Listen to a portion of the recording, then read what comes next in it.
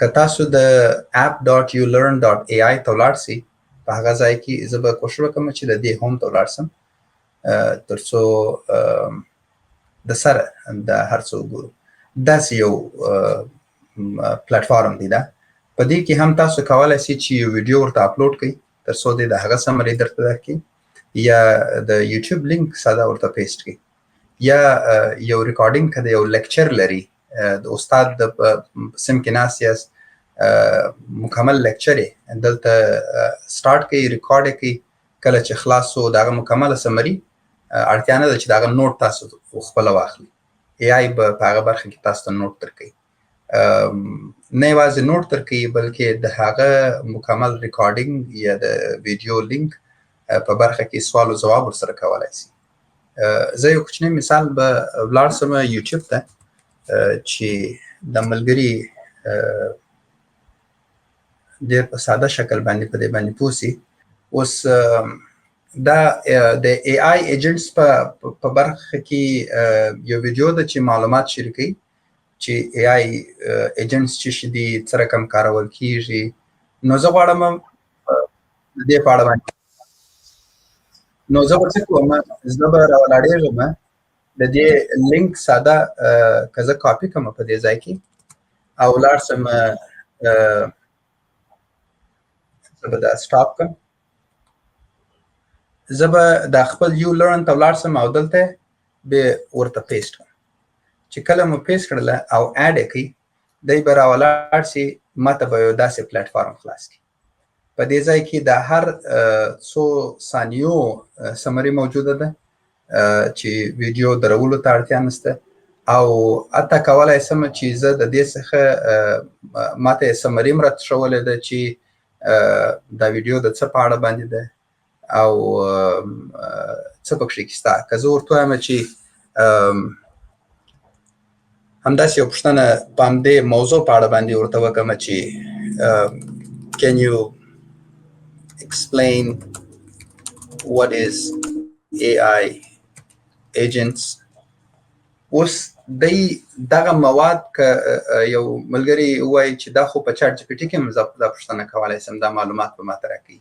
دقیقاً هغه معلومات به تاسو هلته هم ترلاسه کوئ، خو دلته دغه AI ایجنټس د ډیوډ چې سره کوم تشریح کړي دي د هغه معلومات تاسو ته دلته در سره شریکوي.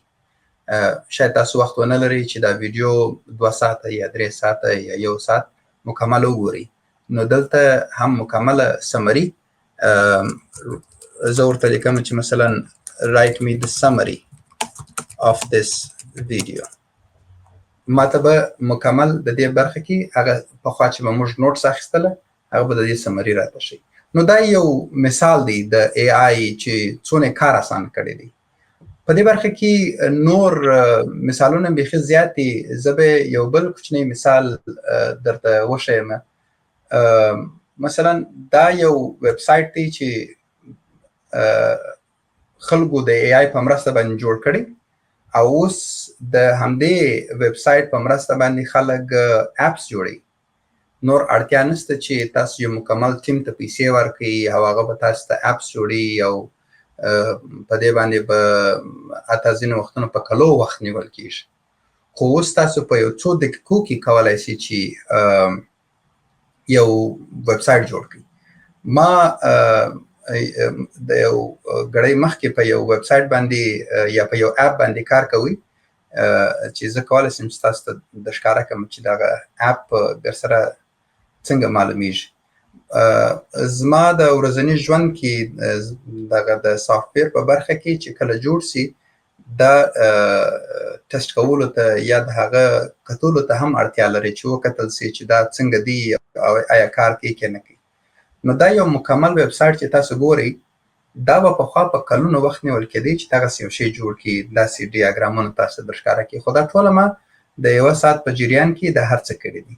که تاسو ډیشبورډ ته ولاړ سئ تاسو ته ډیشبورډ مکمل معلومات ښیي. دا ماضي ټیسټ کیسونه دي چې هغه سناریوګانې دي چې د مثال په توګه صرف راچولي تر څو دغه ویب سایټ ماضي ټیسټ کړم. دلته ټیسټ ایکزیکیوشن به راځي او په همدې ځای کې به ریزلټس چې دا آیا کوم شی چې زه ورته وایم هغه پاس کیږي او که فیل کیږي هغه مې ګرده معلومات دلته درته ښیي. نو دا هر څه چې تاسو وینئ دا پخوا یو هغه کس ته چې په اپس په کوډینګ باندې نه پوهیږي ناممکنه وه چې دغسې یو څه جوړ کړي. خو نن که تاسو په کوډ باندې نه پوهیږئ بیا هم کولای شئ چې دغسې یو ویب سایټ ځان ته جوړ کړئ یا خپل کمپنۍ ته یا خپل دفتر ته یا خپل دکان ته جوړ کړئ.